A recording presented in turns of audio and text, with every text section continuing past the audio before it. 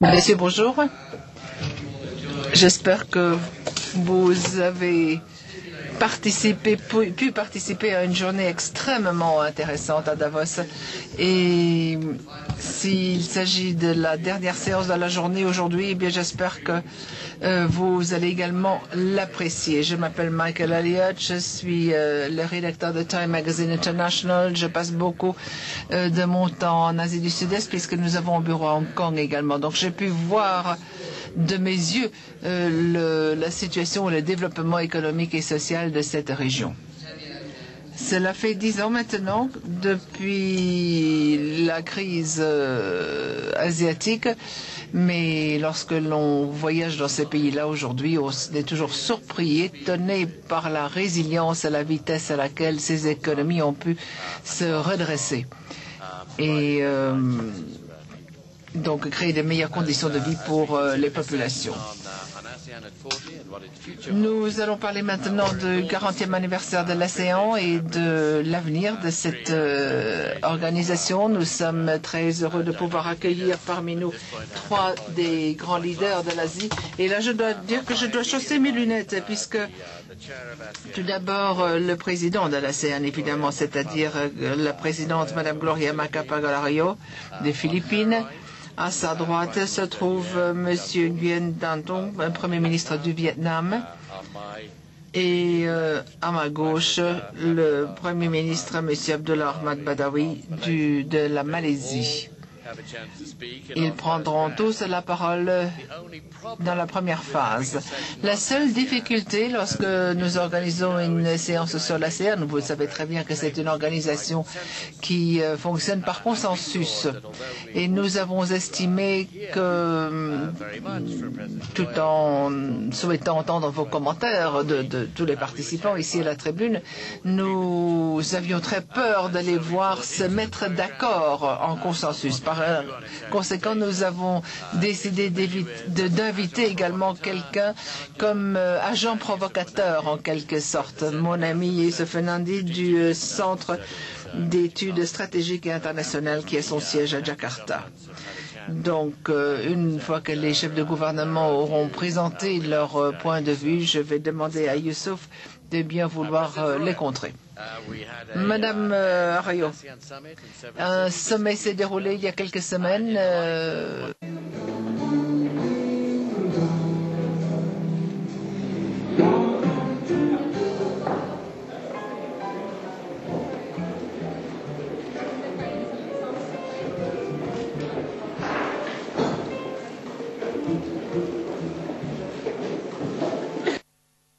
Bonjour. J'espère.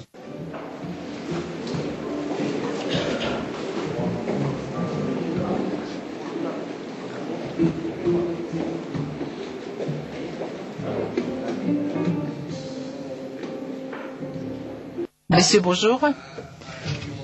J'espère que vous avez pu participer à une journée extrêmement intéressante à Davos.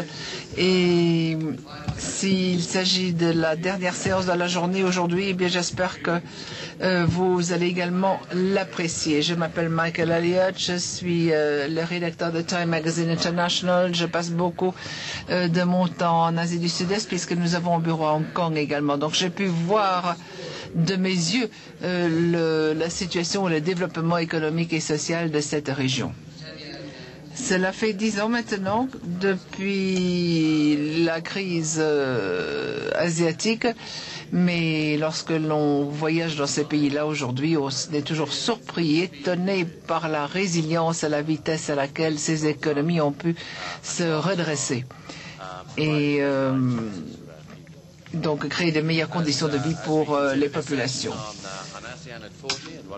Nous allons parler maintenant du 40e anniversaire de l'ASEAN et de l'avenir de cette organisation. Nous sommes très heureux de pouvoir accueillir parmi nous 3 des grands leaders de l'Asie. Et là, je dois dire que je dois chausser mes lunettes puisque tout d'abord, le président de l'ASEAN, évidemment, c'est-à-dire la présidente Madame Gloria Macapagal-Arroyo des Philippines. À sa droite se trouve M. Nguyen Thanh Thuong, Premier ministre du Vietnam. Et à ma gauche, le Premier ministre, M. Abdullah Ahmad Badawi, de la Malaisie. Ils prendront tous la parole dans la première phase.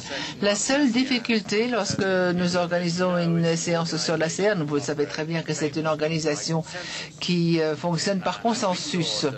Et nous avons estimé que, tout en souhaitant entendre vos commentaires de tous les participants ici à la tribune, nous avions très peur de les voir se mettre d'accord en consensus. Par conséquent, nous avons décidé d'inviter également quelqu'un comme agent provocateur, en quelque sorte. Mon ami Yusuf Fernandi du Centre d'études stratégiques et internationales qui a son siège à Jakarta.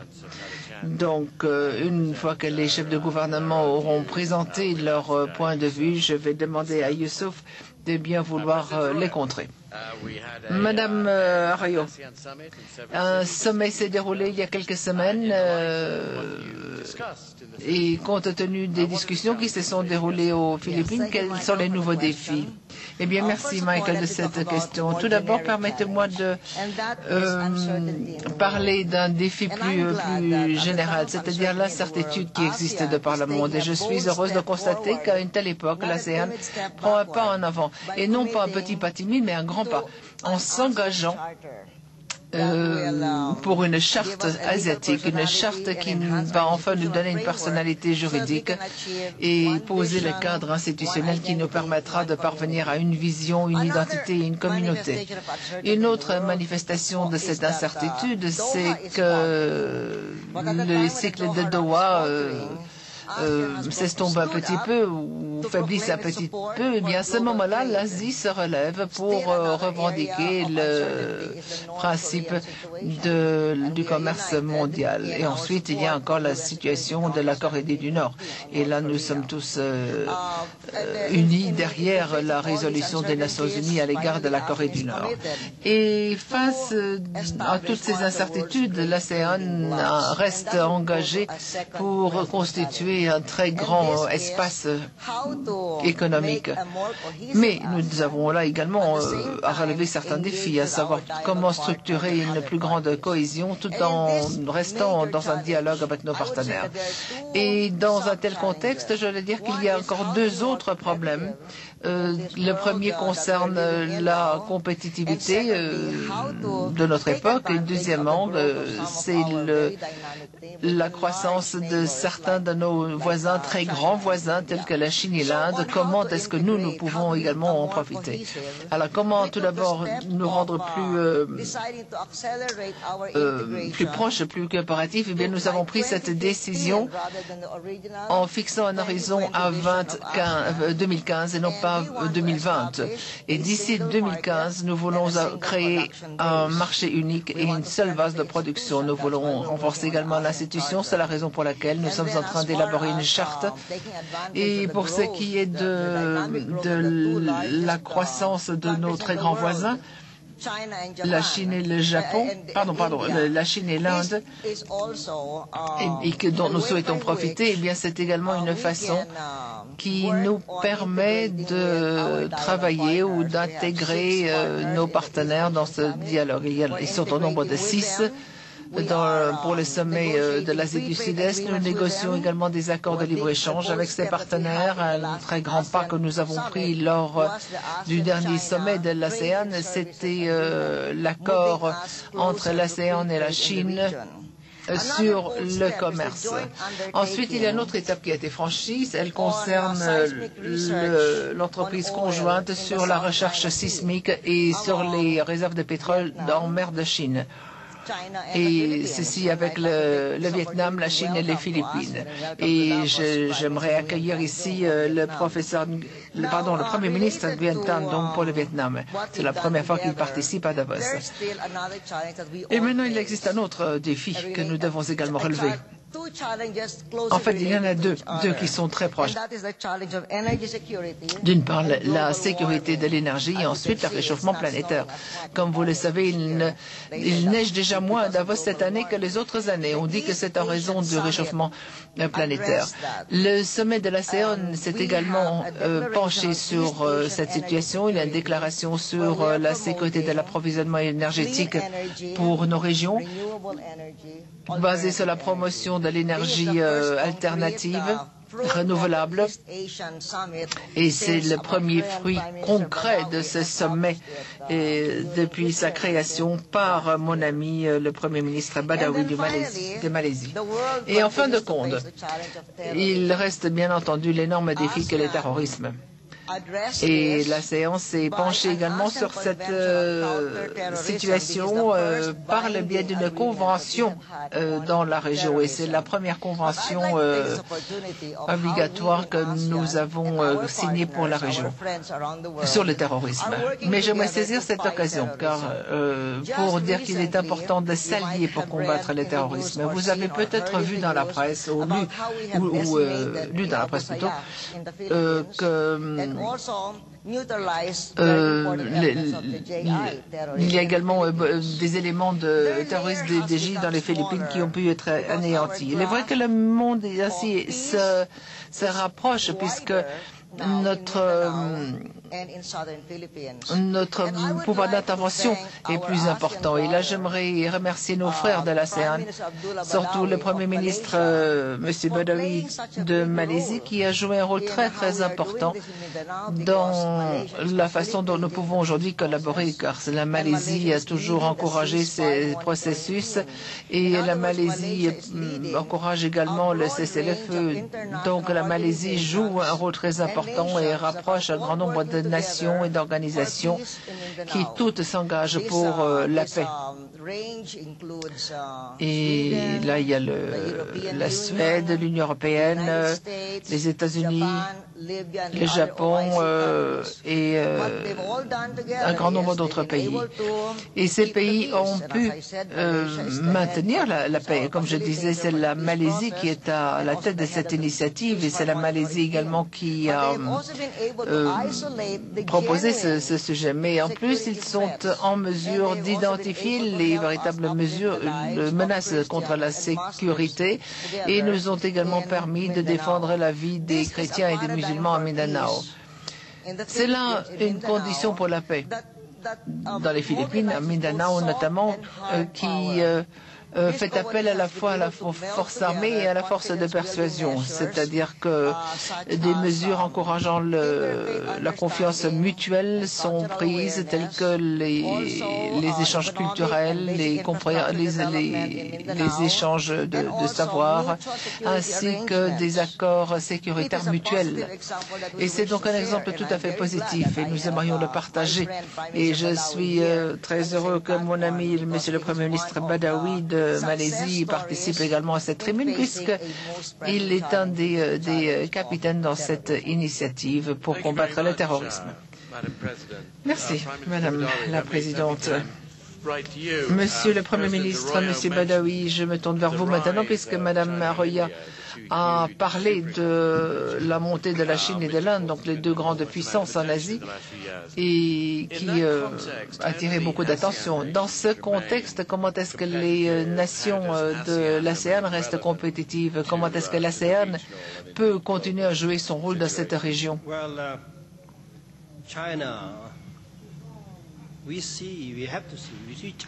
Eh bien, pour ce qui est de la Chine, nous ne voyons pas du tout la Chine comme une menace. Nous voyons la Chine comme un défi, comme un ami également. Un ami qui est notre voisin. Nous avons invité la Chine à participer au processus de l'ASEAN. Nous avons commencé à Kuala Lumpur la politique de l'engagement et non pas de la défense, donc la limitation. Et donc le rôle de la Chine est très important dans ce contexte également.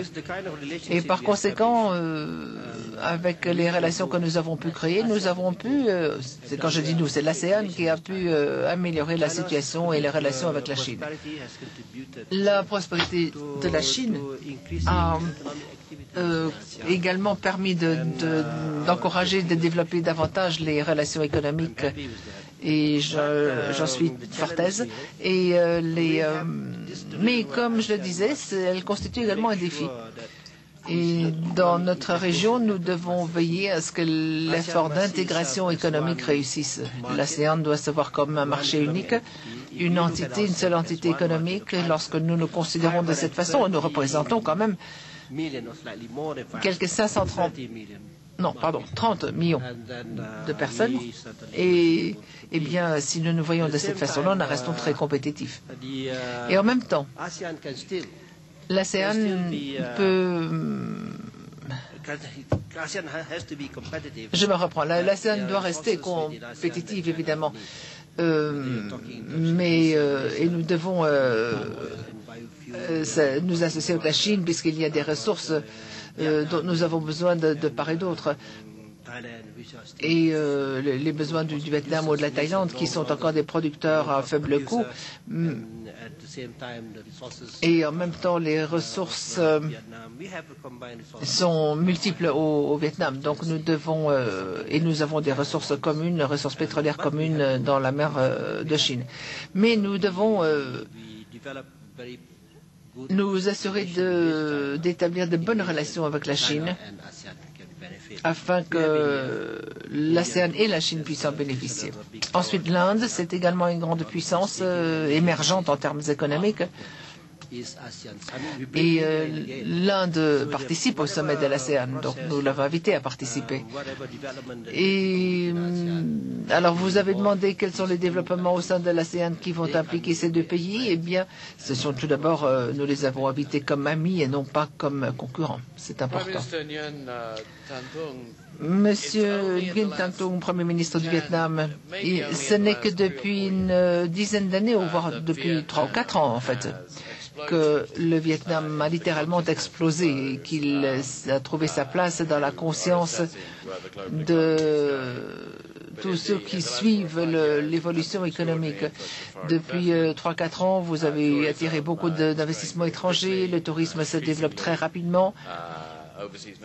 Il y a des délocalisations d'entreprises venues d'ailleurs qui viennent s'implanter au Vietnam donc.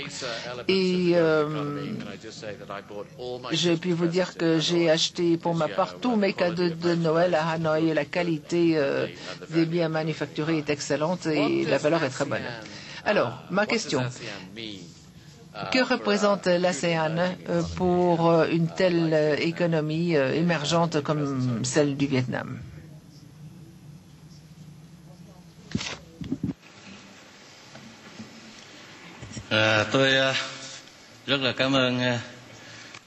Tout d'abord, permettez-moi de remercier le Forum économique mondial de me donner l'occasion de prendre la parole aujourd'hui.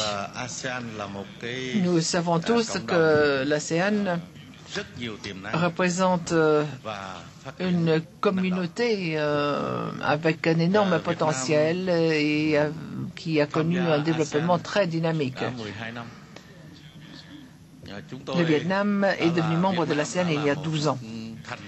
Et le Vietnam s'est efforcé de son mieux pour être un membre responsable et constructif au sein de l'ASEAN. Nous avons contribué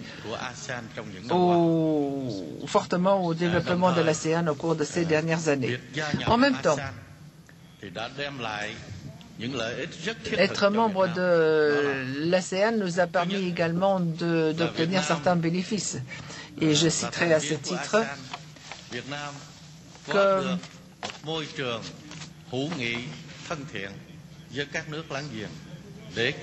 le Vietnam évolue aujourd'hui dans un contexte de paix et d'amitié et bénéficie de bonnes relations avec ses voisins.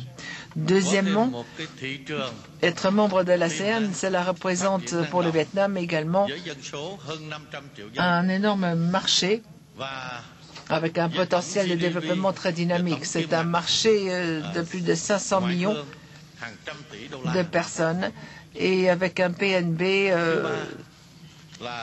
dépassant 100 milliards de dollars américains par an.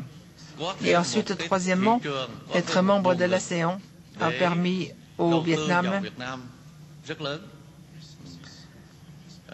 de disposer de davantage de ressources pour les investissements au Vietnam même. Comme vous le savez, il y a à peu près 8000 projets basés sur des investissements étrangers au Vietnam, représentant un montant total d'environ 30 milliards de dollars américains. Et les pays de l'ASEAN sont les premiers investisseurs au Vietnam et représentent donc la très grande part des investissements étrangers au Vietnam. Et par ailleurs, être membre de l'ASEAN, le Vietnam a pu nouer de très bonnes relations avec les autres pays membres et bien coopérer, et surtout dans le domaine du tourisme. Et par le biais de cette coopération, le Vietnam a été en mesure de développer sa collaboration avec les autres pays de la région et donc de nouer des relations économiques avec ces mêmes pays. Et cinquièmement, depuis que le Vietnam est membre de l'ASEAN, le Vietnam a donc également bénéficié de cette bonne coopération avec les autres pays membres. Et nous nous trouvons aujourd'hui dans une meilleure position pour nouer d'autres relations avec les autres pays en faveur de la paix et du développement. Je vous remercie. Permettez-moi de poser une question aux trois participants à la tribune. L'un des principes de l'ASEAN dans la conduite de ses affaires, c'est bien entendu une bonne connaissance des affaires intérieures des pays membres. Il y a toujours eu un certain consensus à ce propos. Mais, Madame la Présidente, j'ai cru savoir, suite au rapport publié après la réunion de Cebu, que certains des membres était un peu frustré de voir que malgré tous les efforts entrepris, il n'y avait pas vraiment d'élan vers une plus grande stabilité, une plus grande réforme en Birmanie. Et j'aimerais savoir comment vous voyez le principe de la non-interférence, non-ingérence, si vous voulez, et comment est-ce que ce principe peut être adapté afin de vous permettre à l'ASEAN d'évoluer dans ce sens. Eh bien, je pense que nous nous rapprochons maintenant, nous avons une meilleure unité et donc nous pouvons également adopter une position plus ferme à l'égard de la Birmanie. Et nous voulons vraiment que ce pays évolue également vers la démocratie.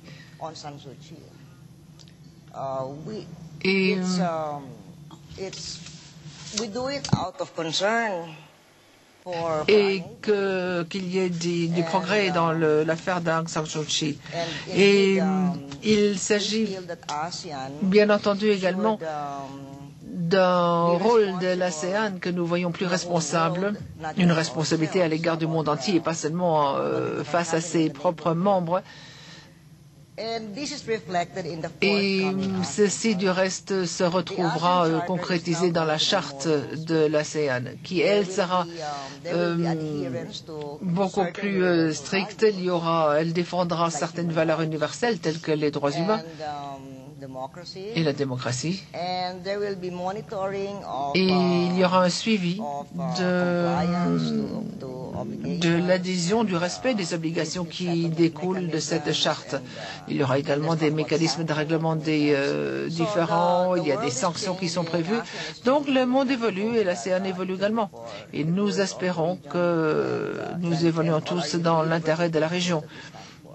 et dans la défense des principes que nous défendons. Monsieur le Premier ministre, eh bien, notre relation avec Myanmar est plus active maintenant. Au début, c'est vrai que nous avancions de façon très prudente, mais actuellement, nous sommes plus ouverts et le Vietnam nous écoute aussi. Et nous constatons cependant que la démocratie n'évolue pas aussi rapidement que nous l'aurions souhaité. Cependant, nous n'avons pas l'intention d'avoir recours à des sanctions qui risquent d'engendrer d'autres problèmes à Myanmar. En fait, ce qui se passe au Myanmar n'a pas de répercussions directes sur l'ASEAN. Certes, c'est une affaire intérieure. Qui découle d'une absence de mesures démocratiques et du régime militaire et de la crainte qu'inspire ce régime à la population.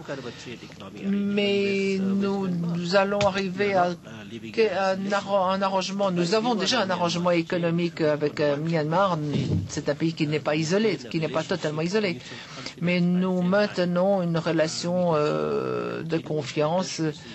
Et nous continuons à discuter, nous en parlons chaque fois, ce qui n'était pas le cas par le passé. Youssouf, je crois que je vais vous donner la parole maintenant. Vous avez écouté toutes ces déclarations des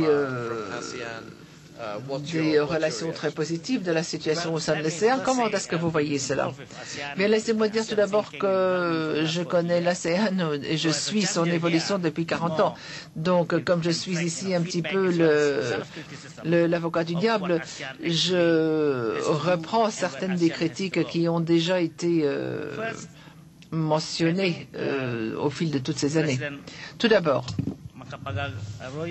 Madame Arroyo l'a déjà dit aujourd'hui et l'avait déjà dit au préalable que l'ASEAN, lors de son sommet à Cebu, a décidé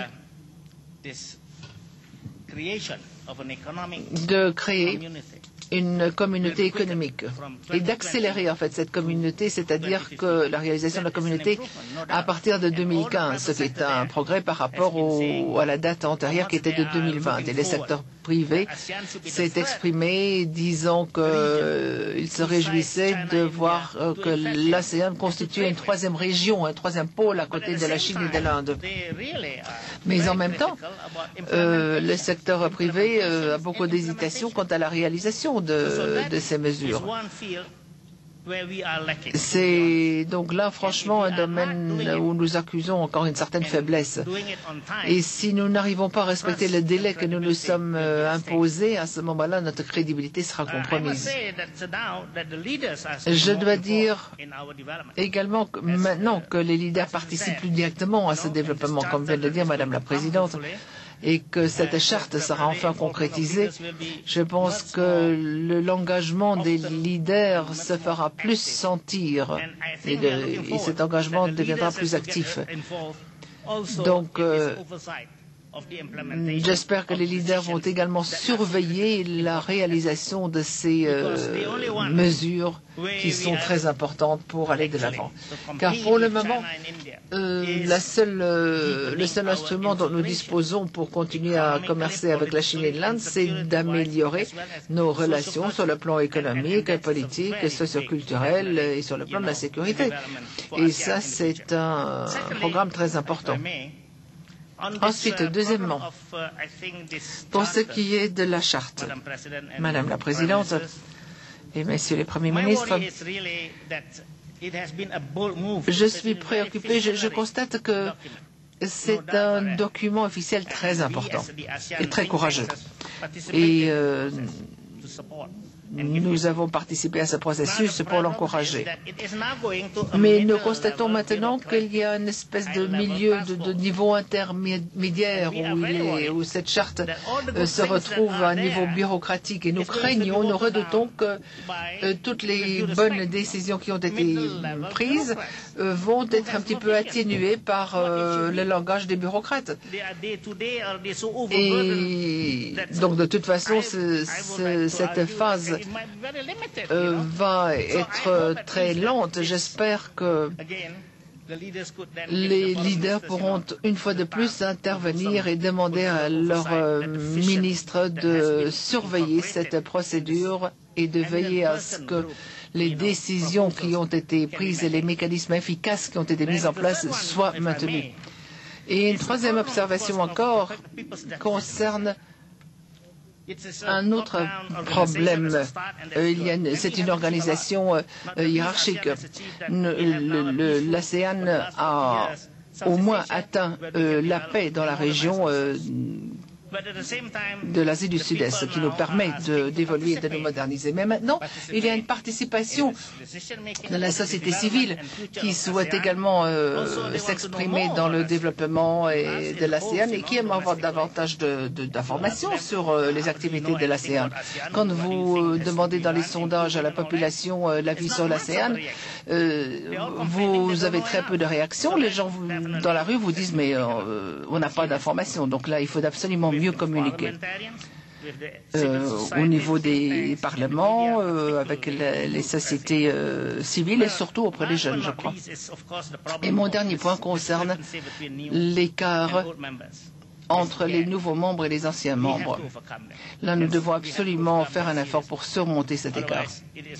Car autrement, cet écart risque de se creuser et l'ASEAN ne pourra pas présenter un front uni. Et nous n'aurons pas le même impact par conséquent. Et je proposerai, avec tout le respect pour les leaders, je dirais, mais pourquoi est-ce que l'on ne pourrait pas constituer un fonds qui permette de surmonter cet écart? Mais soyons généreux. Il nous faut un fonds considérable, substantiel. Et je cite un chiffre, peut-être un demi-milliard de dollars pour commencer. On sait très bien que les financements de l'extérieur pourraient également participer à la constitution de fonds, qui serait le premier fonds serait constitué par des contributions des pays de l'ASEAN. Mais cela montre concrètement que nous voulons surmonter cet écart. Merci beaucoup. Bày tỏ một cái sự chia sẻ của ý kiến của bà Tổng thống Arroyo, ngài Thủ tướng Badawi. Je partage totalement l'avis de la présidente ou du Premier ministre Madame Arroyo. Mà tôi xin nói một điều với các bạn rằng là cộng đồng ASEAN thành công và phát triển năng động trong 40 năm qua. Ainsi que l'avis chính là de nhờ notre collègue thực hiện cái đồng thuận truyền thống, đó là không can thiệp vào công việc nội bộ của nhau, tôn trọng lẫn nhau. C'est grâce au consensus sur la non-intervention et le respect mutuel et grâce à l'idée de l'autodétermination de chacun des États que nous avons réussi à assurer le succès de l'ASEAN. Et l'ASEAN est unie et de plus en plus dynamique. Et c'est très important de tenir compte des facteurs qui ont fait de l'ASEAN un succès depuis 40 ans. Et il faut que cette manière d'agir soit maintenue. Dans ce contexte, il faudrait que nous puissions discuter du nouveau mécanisme de prise de décision qui ne devrait pas aller à l'encontre des principes fondamentaux que nous avons adoptés. You're going to have some challenges in reconciling some of the language. Je voudrais revenir sur les tâches, sur les défis, et sur le fait qu'il faut concilier la charte avec la non-intervention et l'autodétermination vis-à-vis d'autres sociétés. J'allais dire que nous sommes. J'allais dire que nous sommes ici dans l'Union européenne, mais bon, je ne vais pas dire ça, nous sommes en Suisse. Enfin, disons, l'Union européenne, pour citer un exemple, elle aussi connu ce type de conflits et de problèmes. Oui, Madame la Présidente Arroyo. Je dirais que nous allons avoir énormément de débats sur les propositions et les sanctions, notamment. Voilà pourquoi je suis d'accord avec la suggestion de M. Wanandi. Nous ne pouvons pas laisser cela entre les mains de fonctionnaires de niveau moyen. Il faut au moins le ministre des Affaires étrangères qui soit impliqué lorsqu'il s'agira de la charte de l'ASEAN. Le Premier ministre Romolo va par exemple le faire, M. Alwar aussi, le Premier ministre du Vietnam aussi, et je crois que ce sujet va être vraiment l'objet d'un débat tout à fait intense et extraordinaire. L'Union européenne, qui est déjà une union, a encore beaucoup de problèmes. Donc nous non plus, nous ne naviguons pas sur des eaux calmes pour le moment. C'est normal. Nous avons déjà eu quelques réactions au sein du sommet de l'ASEAN.